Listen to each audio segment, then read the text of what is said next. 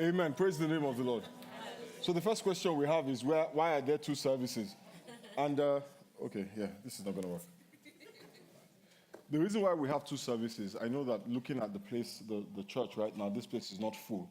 So you might think that this is how it usually is. But the truth is, when we have Praise Sunday, which is where both services, everybody comes in at the same time, we have about 650 going on 700 people worshiping in this church. There are only 325 chairs in this auditorium. Amen? So we have to have two services in order for everybody in order that everybody may participate in some degree of comfort. Amen? That is why we have two services.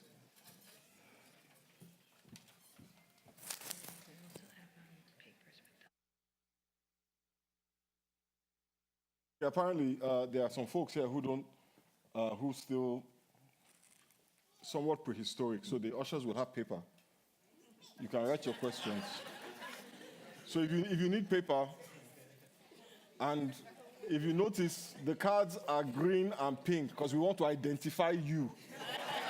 I'm just playing. Is there a real hell, and why would a loving God send anyone there? Well, there is a real hell, and God does not want to send anybody there. He so desperately wants to not send anybody there that he gave the life of his only son so that anybody who would connect with his son will not have to go to hell.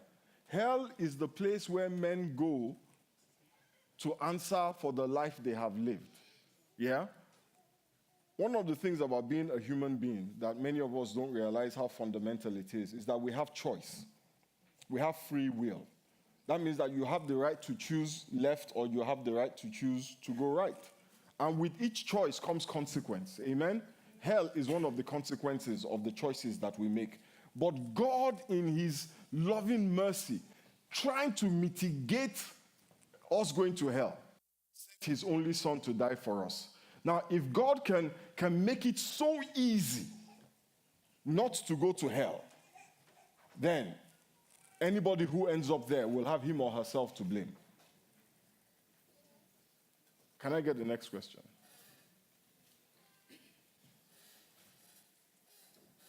Are there any potential spiritual implications of watching paranormal, demon possession, exorcism movies such as The Conjuring, The Nun, and Annabelle?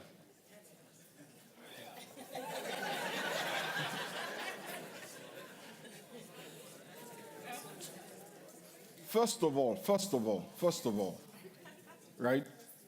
I find that hard to believe is the norm. You know, that anybody who goes to watch those movies, a demon will enter into them. I find that hard to believe that is, what happens to everybody. But I know that some people are more open to the suggestion, right, that these movies present. Yes, some people's spirits are a lot more open to those things. And one of the things that I've realized is that we don't fully appreciate or understand how the devil works. Many of us are looking for demons, little red creatures or little black creatures who scurry around under the floorboards of the house. But many times the way the devil works is through the thoughts that he plants in our heads. Yeah? That is the vehicle of 99% of the devil's activity in our life. Amen? So, horror movies are suggestive. Yeah? And they can suggest something to you. And if your mind is open enough, well, that is on you. I personally will never pay money to be scared. For me, I would rather pay money to laugh. Amen? But I can't imagine paying money to go watch a movie where they're trying to scare me. So if you enjoy horror movies, well, there's nothing in the Bible that says thou shalt not watch horror movies. Some people seem to think Pastor Femi is only close to rich people. That question really flatters me. I really, I like that question. It means that, I'm the friend of rich people. Amen? But But jokes apart, and I've heard versions of these things, in different places. One of the things that a lot of people don't realize is that when Jesus House Dallas started, we started 10 years ago. What you see today, right, started 10 years ago. 98% of the people on this front row that we call pastors and ministers, we have been together for over 9 years.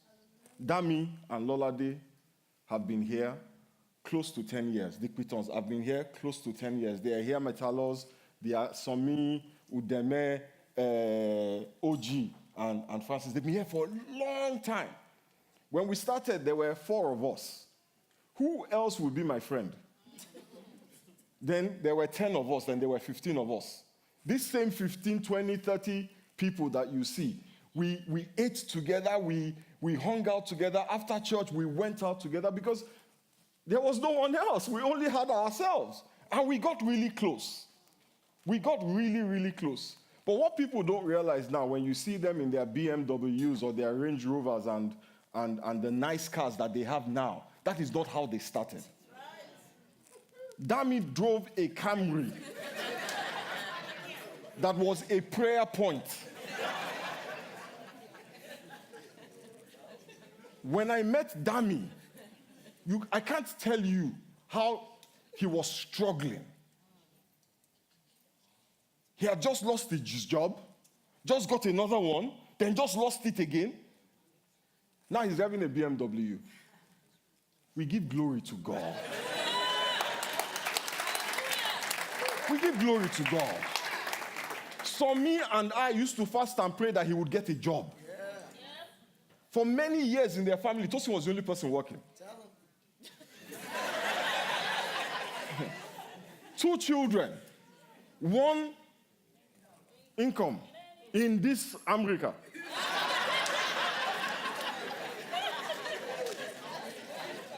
I apologize, in this America. Yudi was working with Striker. These guys they had nothing. They actually had nothing. Sometimes we didn't take offering in church because I knew that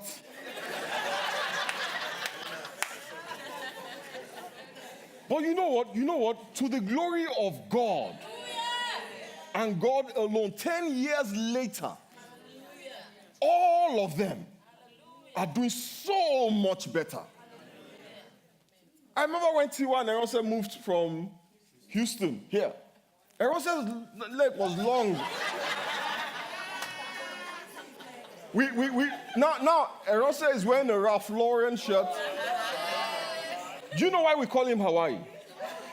Because all he wore were Hawaiian shirts. And his name was a bit difficult to pronounce. So we called him Hawaii instead of murdering his name. So the point I'm trying to make is that these people, to the glory of God, they are doing much better. Much better. Yeah? Them Akibola's house, their whole house in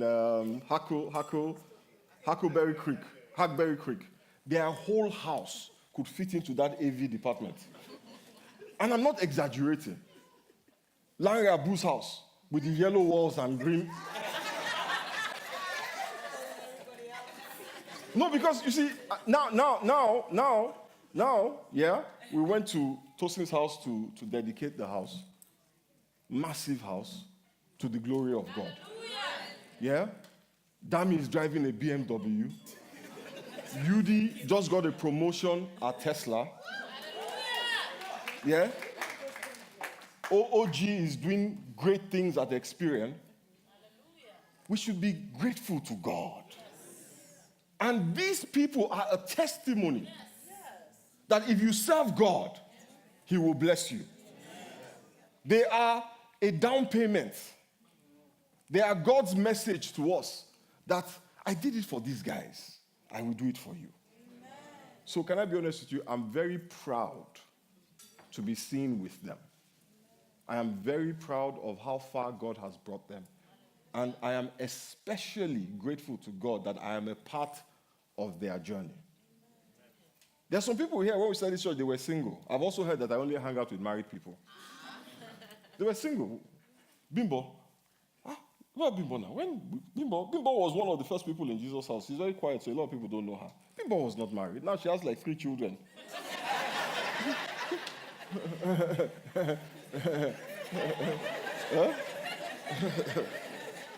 Hallelujah. I'm not wearing my glasses, so I can't read this. When we started this church, I didn't wear glasses. And I didn't have gray hair. But you can't expect things to stand still. And it would be a disgrace if people are where they were 10 years ago. So please celebrate that God is blessing people in the church. When you come into the parking lot and you see all those cars, thank God. Because I can tell you this, there was a time when in the parking lot, the cars were very different. Very, very different. There are some people who remember those cars. Some people, when they start their car, everybody would duck. But I'm not going to mention any names today. Not calling anybody out. What's the next question? There's a perception that JG is cliquish. What are your thoughts on that? Okay. Again, I've heard this thing so many times. Let me talk about the clique. A clique is a group of people, right, that like to hang out with each other. Yeah? Let me ask you guys a question. If you wake up in the morning and you decide today you want to have a barbecue where you are just chilled, you're wearing your shorts, your ratty t-shirt, how many of you will invite me? Most of you won't. Should I be offended? Absolutely not. Listen, the Bible does not call us to be best friends with everybody. What we have done in JHD is we have made opportunities for everybody to connect with somebody. So we have fusion groups. We have departments. Everybody who is interested has the opportunity to make friends. We have spaces, Ladies Alive, The Forge, Synergy. I am not going to start mandating, okay, Pastor Gloria, you have to be friends with OG. No. So when you come to church, we have made opportunities for you. Join something. Be friends with somebody. We're waiting for people to say hello to us. You know, can I be honest with you? There are 500 adults walking around in this place. Yeah? Say hello to somebody. We want somebody to say, somebody said to me the other day, where is she? She's right here. Yeah. She said, why don't they say hello to new people? I said, do you have new written on your head? You know what I'm saying? And then again, you don't know what I'm dealing with. You don't know the news the text message I just received. You don't know my struggles. If you want hello so much, say hello to me. You know? Cliquish, I think, is a derogatory word that is used to describe a natural phenomenon. And no matter what you do, it will always happen. People are going to congregate based on similar interests. I only watch soccer during World Cup. Once in 4 years, Abi? How long that's the only time I watch soccer. I could care less about Premier League, UEFA League. It doesn't mean anything to me. If I spend 5 minutes with you and all you want to talk about is with soccer, that will be the last 5 minutes I spend with you. And we all make those decisions. We all make those choices. But when we come to church, there's this expectation that somehow the church will legislate relationships. You and you and you must be friends with you and you and you. It can't work like that. It's not possible. It's not practical. It is not even spiritual. And people have known each other for 10 years, for 7 years, for 6 years, for 5 years. They just met you. They're going to be telling you their marital problems. Do you know what I'm saying? So how? You know, when we say these things, it sounds really nice. The church is cliquish. What does that mean? That people have friends in church? If we're going to go out to dinner, you know, have you seen me eating? It's an interesting sight. And I know it is an interesting sight. So if I want to go and eat, I choose the people that are not going to look at me with, oh my God. There's this place myself and Larry go to eat. Mongolian. No, I'm not going to tell you this because some of you will start showing up there. It's like our own private little. I don't take my wife. You know? I tried it. But it's nice. Everybody we have taken there hates it. So we don't take anybody there again. And when we're in that place, by the time we come out, all our clothes are stained with stuff. Some of you can't deal with that. You know, so please, make friends. Yeah? Take responsibility for your own happiness.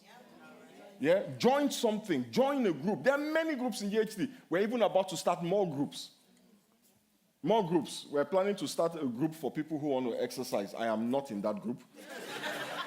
We're starting a group for people who are who like to cook. A group for people who like to eat. No, they're not always the same.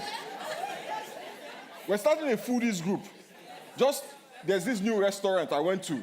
Check it out. We're starting a cook, people who like to cook, men and women. We're starting, the women have a sewing club. We're going to open it up to the guys. We're opening everything up so that find a group, join a group. If you don't join a group, you're on your own. Can I ask the next question? Do we all understand that? So please, nobody in this church should go around saying the church is cliquish. I would prefer you said they have close relationships.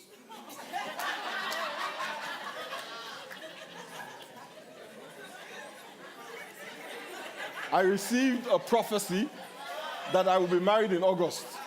Well, it's September, with no prospects in sight. Listen, let me tell you something. Let me tell you something. Somebody asked a question.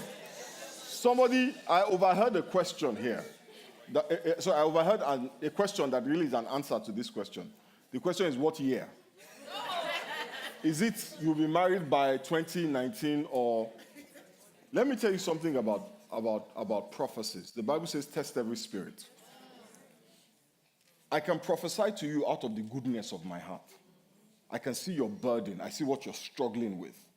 And I say something encouraging to you that by the grace of God, by September, you'll be married. Make sure that you have a witness in your own spirit before you start buying your wedding dress or your wedding suit. Amen? Prophecies, are a part. The Bible says we see in part and we prophesy in part. Yeah? So sometimes what you receive or what you heard is a part of something else. Yeah? When you meditate on it, when you pray on it, when you wait for the Lord on it, amen, you will get the fullness of it. Amen? And sometimes prophecies are misunderstood. I remember once I felt the Lord say to me that I was going to influence a generation of people. Somebody prophesied that to me. And I thought that meant I was going to be a television producer. Because I wanted to do television production. So it was a confirmation. Do you see me with any cameras? I'm standing here, but am I not influencing a generation? I absolutely am. So with prophecies, you have to be very, very careful. Amen? Yeah, very, very careful. And sometimes the reason why the prophecy has not come to pass is because of certain things that have happened, or certain things you've done. Remember, God brought the Israelites out of Egypt, and they were supposed to be in the wilderness for 11 days, and they ended up spending 40 years there. And it wasn't that God wanted them to spend that much time there. He wanted them to spend 40 days. And the reason why he wanted them to spend 40 days was because the short route would have traumatized them. It says they would have been so traumatized that they would have run back to Egypt. So he took them on a 40-day journey. And because of the hardness of their own heart, it became 40 years. So maybe God brought the prospect, but he wasn't driving a BMW. I didn't hear any amen there. Let me come and say it on that side. Maybe God brought the prospect, but it wasn't in the packaging that you like. I'm serious. Let me tell you something. When my wife agreed to marry me, 60%, 70% of the single women in this church would never have married me. Not because there was something wrong with me. as a person, but because of what I had and the appearance of me. I wore second-hand shirts. I had only one pair of shoes. I lived with my parents. I drove my father's car. It was always breaking down. And many of us, we see those images like, no. I have suffered enough.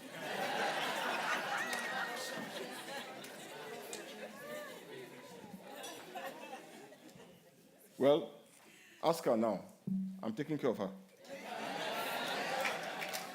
Yes. Clap. Thank you. You think it's easy to be married to somebody from her part of the world?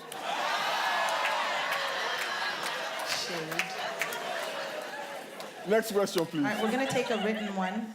Knowing how the world is going, how come most churches, including Jesus House, doesn't speak about repentance? You haven't been listening. You haven't been listening. If you've been listening, you will know that in Jesus' house, we speak about repentance all the time. Every sermon is about repentance. It's about change. It's about transformation. It's about changing the direction in which you're going and turning in the direction that God wants you to go. Maybe when you say repentance, you mean something else. Yeah? Or just the word. Okay, going forward, I will punctuate.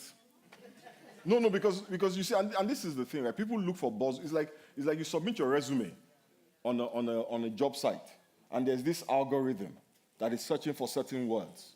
So they don't check your resume, they just look for certain words. If those words are not there, they discard it. So you come to church and you're wondering when PF will say that word. If he doesn't say it, he didn't talk about repentance. The whole sermon, 80% of the time is about repentance. It's about doing better. And that is repentance, doing better. Yeah? All right. Also, we're going to give you a minute 30 on each question so that we can try to get through everything. Yes, ma'am. All right, the next one is, why is money/prosperity the main point of churches when there are other things to focus on? It's problematic. It is problematic. I don't know that it is the main point, but it's a major point. And if you have been listening at GHD for a while, I've been trying to turn the church in a different direction. Because God did not come that we may have money and more money. He came that we may have life and more life. And the church, the gospel, has become very prosperity focused. There's nothing wrong with prosperity. But prosperity is not our end.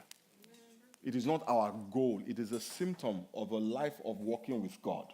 Amen. It's one of those things that you see. The same way that if somebody has a virus, then, snot starts to pour out of their nose. Influenza, one of the things that you see with the influenza virus is, a runny nose.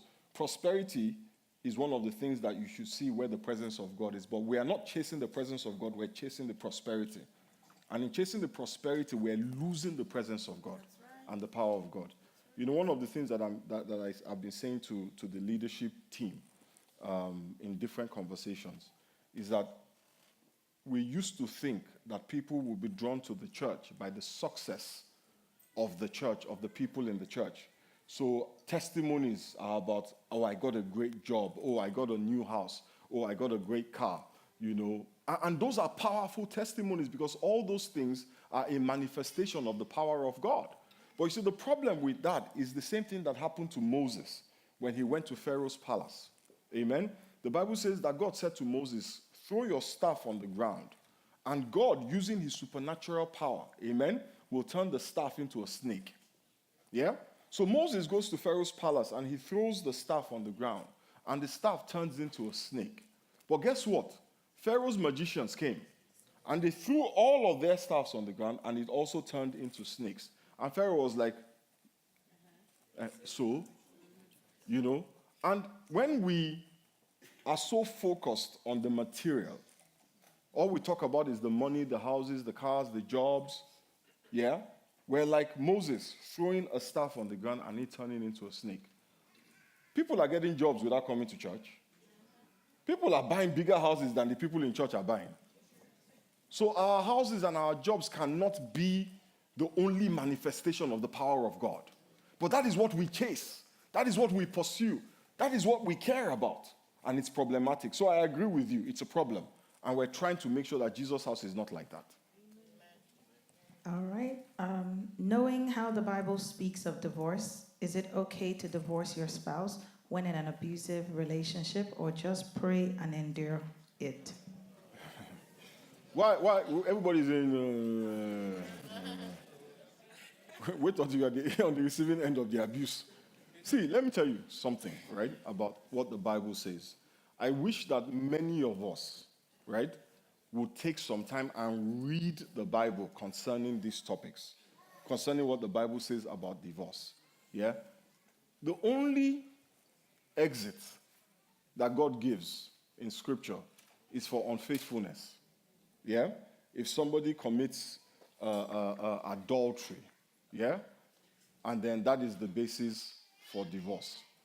And the reality for me, and I'm going to say this very carefully, adultery is just one form of unfaithfulness. If you start to punch your wife or punch your husband, as the case may be, because some women have been taking,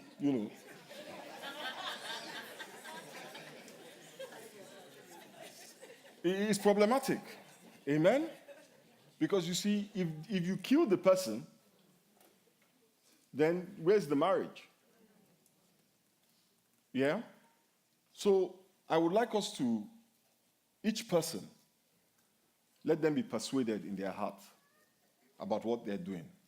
I will not ask you to stay in a relationship where you're being physically abused. I won't even ask you to stay in a relationship where you're being emotionally abused, because you see, emotional abuse leads to suicide and other things. I will not even ask you to stay in any kind of relationship. It's on you. Because we're looking for who we're going to say, Pastor Femi said I should stay. No. What does the Bible say? Yeah? If you're being abused, let me just say this really quick. If you're being abused, please separate yourself from that situation. But some people shout abuse as a catch-all to hide the fact that they themselves are a part of the problem. Yeah? Marriage is very complicated, very, very complex. God does not want us to divorce. Yeah? And I pray that nobody here finds themselves in a position where that is a choice that they have to make. I know I have not answered that question to some people's satisfaction, and I'm not going to. If you want more, come and see me personally. Amen?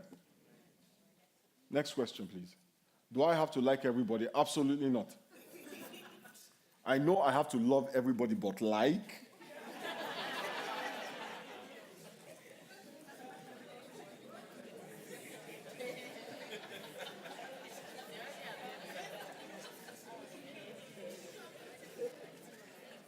Listen, I don't have to like everyone. I don't have to have an affinity, yeah, for everybody, but I have to love everybody.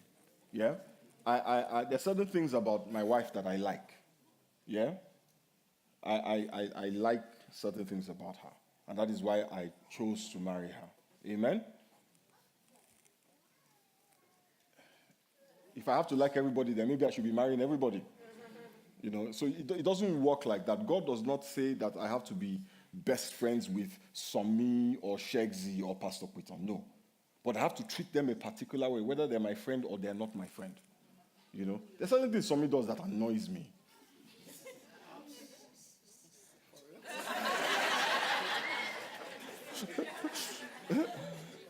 But you know what? I annoy other people too.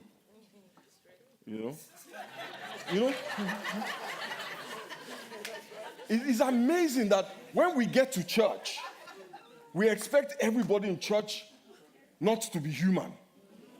But we can be human. Particularly the pastor. I'm supposed to be everybody's best friend.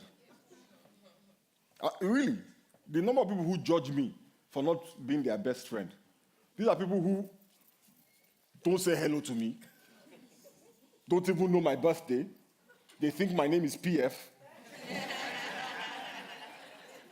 And they're angry that I'm not their best friend. Please, next question. Who was to be offered for sacrifice?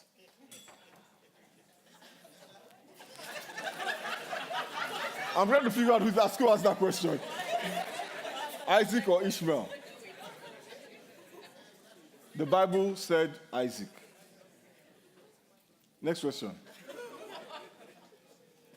How are you very sure you are hearing from God, especially in emergencies? That's a great question.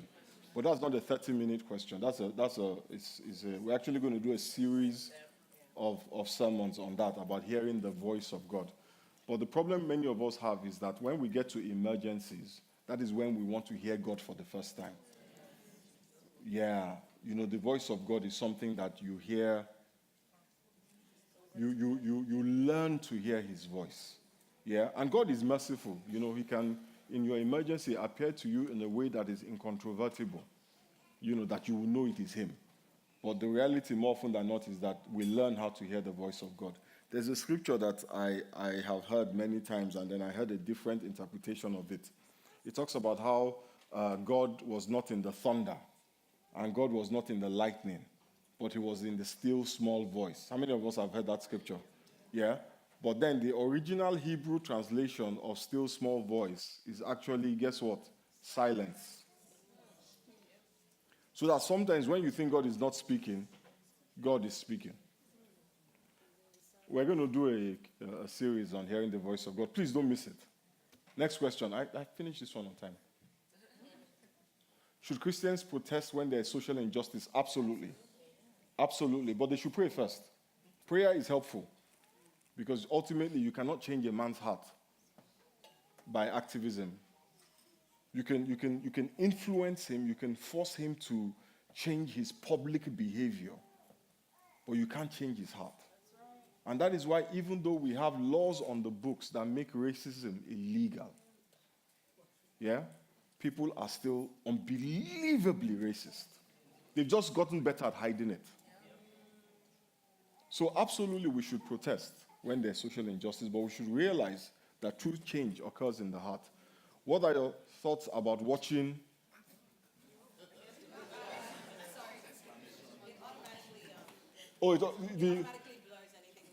That's inappropriate. Okay. I guess that's pornography, right? Yes, that was fun. What are your thoughts about watching while you're married or masturbating while you're married and it is not with your partner? I struggle, and every time I say the declaration, I lose myself from every ungodly attachment. I automatically go to that thought.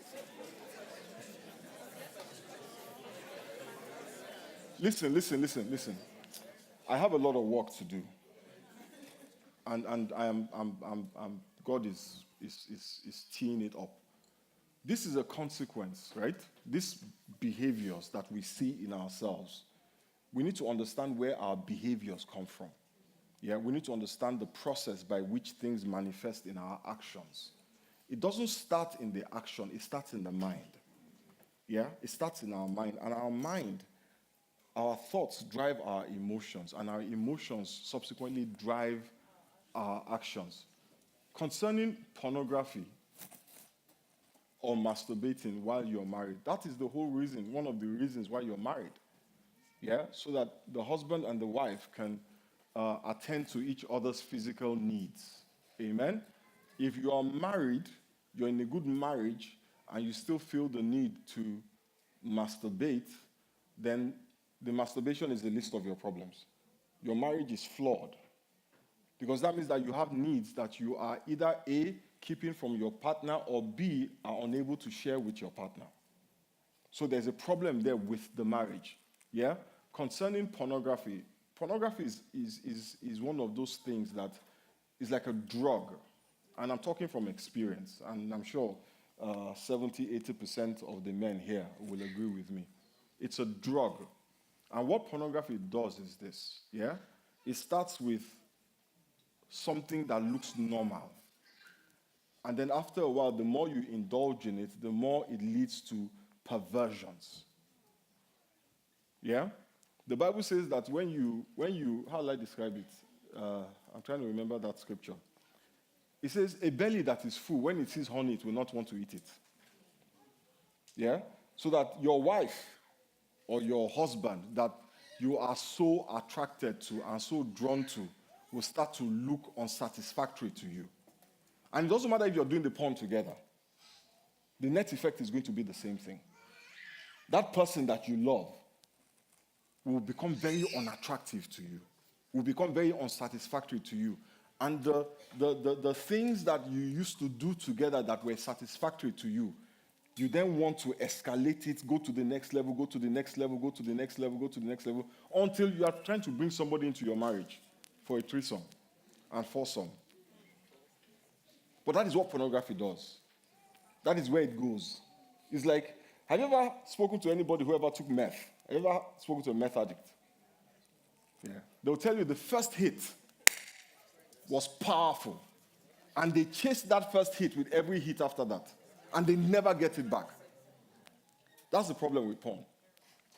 You have to get more deviant and deviant and deviant for it to continue to be pleasurable. And it will come between you and your partner. It's just a matter of time. It definitely will, I guarantee it. So if your marriage is flawed and you have to resort to porn and masturbation, fix your marriage. Fix your marriage. Amen? Because this will not solve the problem. It will create a new problem that might be hard to fix. Next question. How do you know when it's time to leave a marriage that isn't working anymore? Only you and God can answer that question. Only you and God can answer that question. I'm serious. It's a question that the Bible says what God has joined together, let no man put asunder. So it is not with my mouth that I will tell you to leave a marriage. What I will tell you is pray. Make sure that, But I will also ask you, why do you want to leave? Is there infidelity involved? Or is it just, you guys are so self-centered and strong-willed. You can't make the compromises that need to be made. So, why do you want to leave? Why isn't the marriage working? Why isn't the marriage working? Marriages don't work. Can I be honest with you? A lot of marriages don't work because people refuse to do what they need to do. People are selfish. They want to be right instead of happy. Every argument is a battle, and I must be the victor. I must be right. Anybody who's been married for anything more than 10, 15 years will tell you, there is no victor, there is no vanquished. Even when you think you won, you've lost. In fact, if you and your spouse have an argument and you leave it feeling like, I've won, you are in trouble. You just don't know it yet. You're in trouble. If you are having marital problems, please, stop by and see us. Not now.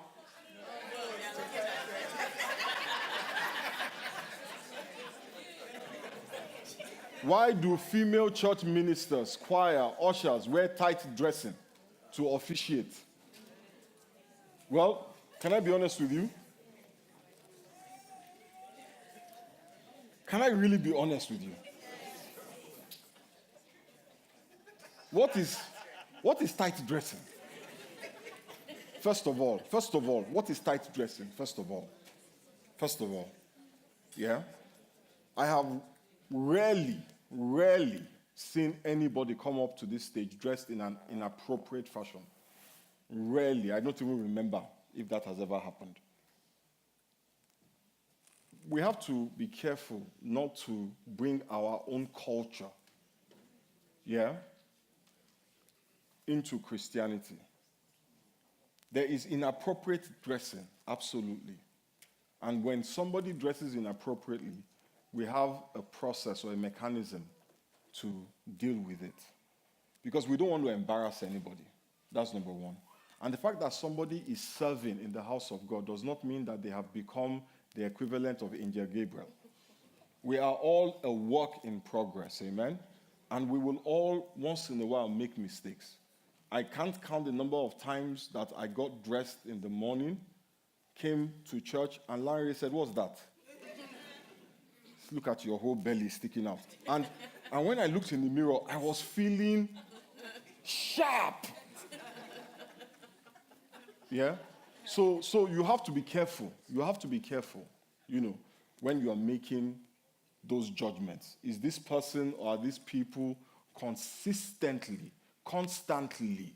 dressing inappropriately? And again, what is inappropriate? What is the definition of inappropriate? Is it that they are wearing pants? Or as we say in West Africa, trousers? That thing is not scriptural. It's not. That thing about women should not wear trousers. And men should not wear skirts. Any interpretation of scripture that is irrelevant in certain places is problematic. So when you go to Scotland, that interpretation of scripture is problematic. Because the Scottish men, what do they wear? Skirts. Call it a kilt, is a skirt. When you go to Fiji, it's problematic. Because again, the men wear sarongs. Yeah? So that interpretation is flawed. And if you look closely, what you will see is that God is talking about those who are trying to confuse gender. Amen? Yeah? My wife, I can never wear her trousers. You will know that PF, what's that you are wearing? Yeah, so that question is... Next one. What is the secret to contentment? Godliness. That was easy, man. Next question. No. Seriously. Contentment. Let's talk about contentment. No. Put it back.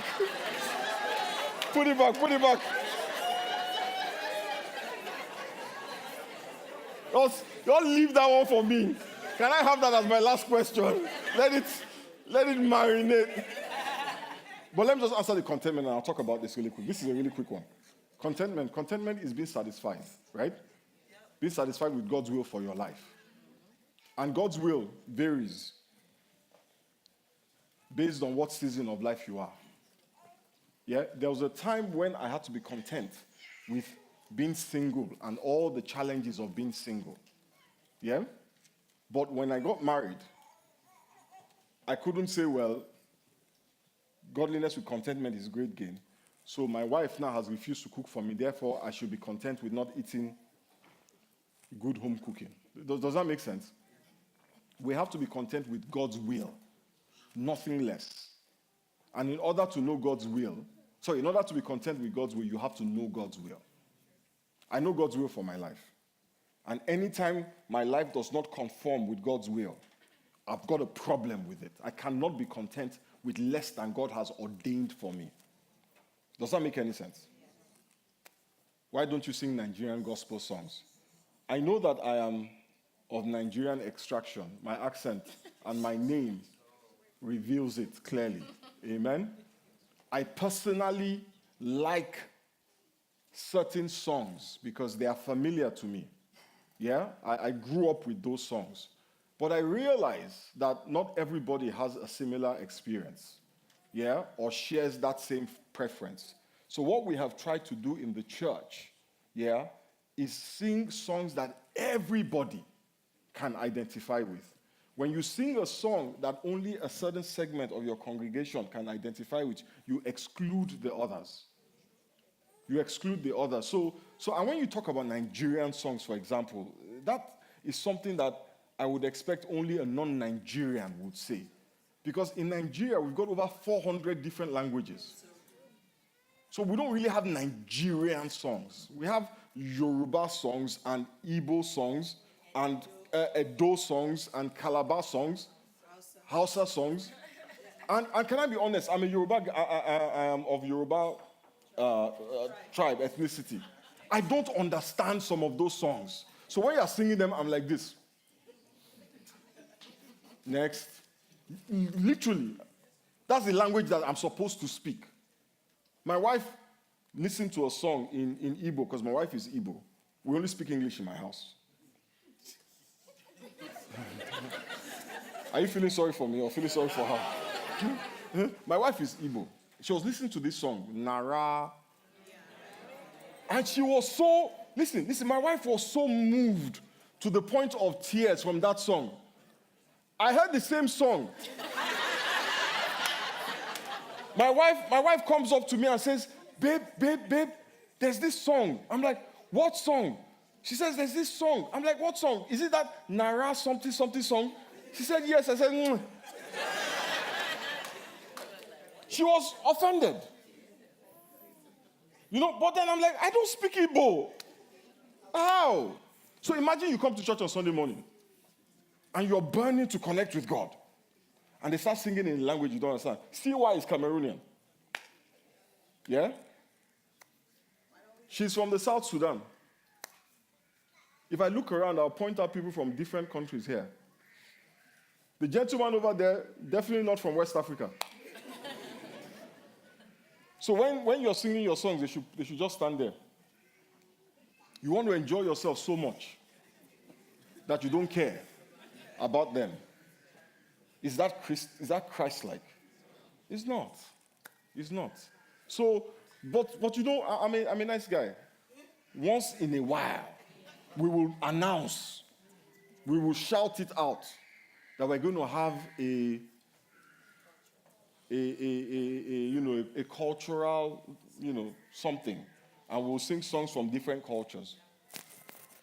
But I am not ever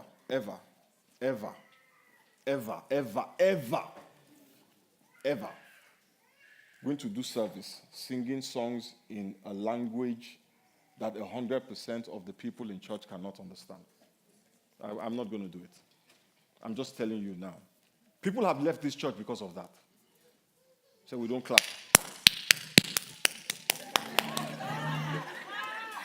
Guess what? It's okay. We can't be moving the goalposts to catch everybody. It doesn't work like that. You will catch nobody. Yeah? So, that's why we don't sing Nigerian gospel songs. Yeah? If it's in English, we'll sing it. If it's in Pidgin English, it's a problem. Can I get the next question and then I guess I'm done? Am I done? I'm done. Okay, no.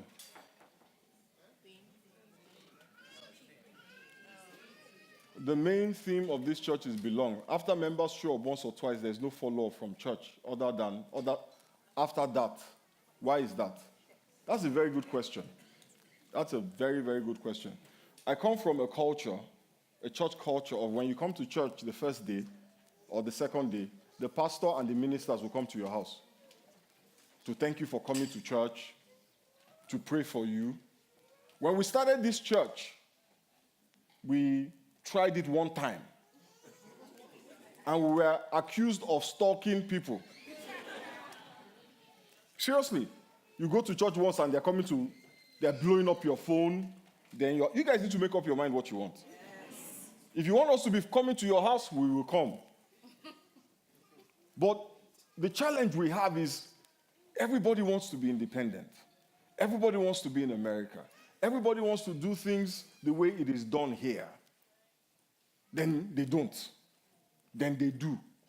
Then they don't. No. When you come for the first time, we send you a nice letter thanking you for worshiping with us. When you come the second time, we will give you a gift to thank you for worshiping with us.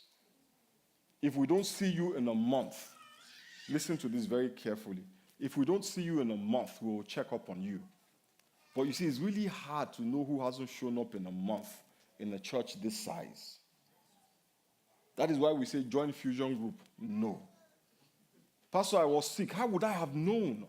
Did you call me? No. Are you in a department? Did you tell HOD? No. Did you text somebody? No. But somehow, I should have known. It doesn't make sense. If you want the care of community, you have to be a part of the community. Yes. You can't come in during praise and worship, leave before the offering, and complain that nobody checked on you, nobody cares. If you want them to care, give us an opportunity to care. Amen? I know that my time is fast spent, but I think this is important. Yeah? Every Sunday, we say there are pastors standing here to pray for you, to talk with you. Take advantage of that. Just walk up to somebody and say, hey, I'm going through stuff. Pray with me. Pray with me. I used to be able to visit everybody. A long time ago when we were smaller, I used to be able to visit. If you have a baby, I used to be able to be there. I did every naming ceremony. Yeah? I did everything because we were small. Now it is physically impossible to be everywhere. I am accessible. I don't have a bodyguard. I keep saying Uzo is not my bodyguard. But listen, it is not possible for me to be always available. We ask people, if you want to see me, please stop by at the front desk and get on the schedule. It's not because I'm now a big man of God. Oh, now we can't walk up to you anymore. You can walk up to me. I will give you a date to come and see me, but I promise you, I'm getting to that point where I probably gave another 6 people the same date and the same time as you. And so you will get to my office, and then you're sitting down outside waiting, and you're offended. All you have to do is just walk up to one and say, I want to see Pastor Femi. And she will ask you, when are you available? Well, he's available at 2 o'clock on Thursday. Come at 2 o'clock. I will sit down with you for as long as it takes and talk with you. Yeah? But if you expect now that I will be at the hospital for the first child, the second child, the third child, I love everybody in this church, but it's really hard. And Larry and Tosin and Dami and all of these guys will tell you that it is not out of a lack of desire. It's just not practical. It's just not practical. Yeah? So please, let's be, what's the word? Extend some grace to Pastor Femi, yes. Amen? We have no more questions. We have a lot of questions, so we'll have to take them on social media. Social media. Unless Okay. you want to keep going. No, I don't think they want to keep going. These folks want to go home. Okay. Is that okay? Social media, do you want to take 1 or 2 more? 2 more. Let's take 2 more. 2 more. And I'll do it really quickly this time. I won't talk too long. I promise. Okay. Really quick. Just 2 quick. Yeah. Is your belief in God a guarantee that you have a crossless life? I'm assuming carry your cross? Yeah, absolutely not. Absolutely not. Absolutely not. Jesus Christ says, take up your cross daily and follow me. Yeah? Absolutely not. That gospel that tells you that once you give your life to Jesus and you believe in God, all your problems are over, it's a lie. Listen, it's not an ordinary lie. It's a lie from the pit of hell. It is the basis of many people's dissatisfaction and backsliding. Yes. That is the most erroneous message the church has ever permitted to be preached from any of our pulpits. Christianity is not a promise of ease. Jesus Christ told his disciples, I'll meet you on the other side. And as they were going, they entered into a storm. He calmed the storm. In this world, you would have trouble, but nevertheless, I have overcome the world. Is Jesus God? If so, what's the difference between God the Father and Jesus the Son of God? That's not a quick question. That's a long one. Yeah, that's a social. What's your take on Halloween celebration? Listen. You see, we can get very.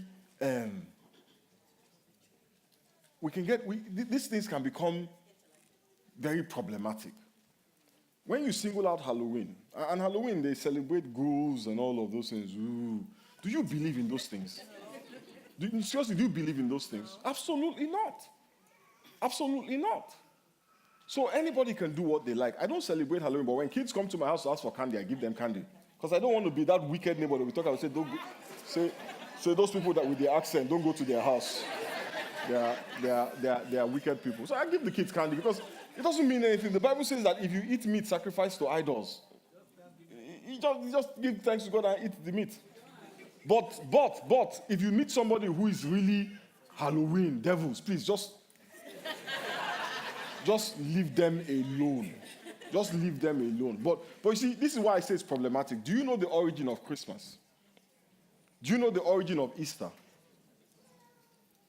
Do you know the origin of this format of church service? If you know, you will have problems. And that is why I say that Jesus Christ said, don't concern yourself with some things. They're not relevant.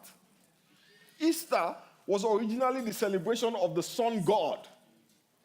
That's why some churches will never celebrate Easter, because they say that Easter is a celebration of an idol.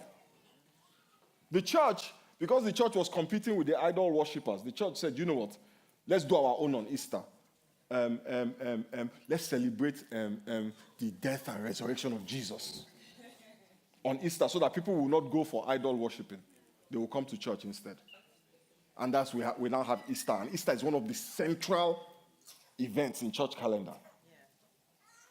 So Jesus Christ says, don't concern yourself with certain things. Don't let anybody judge you concerning what you eat or what you drink or feast, the keeping of this feast or the keeping of that feast.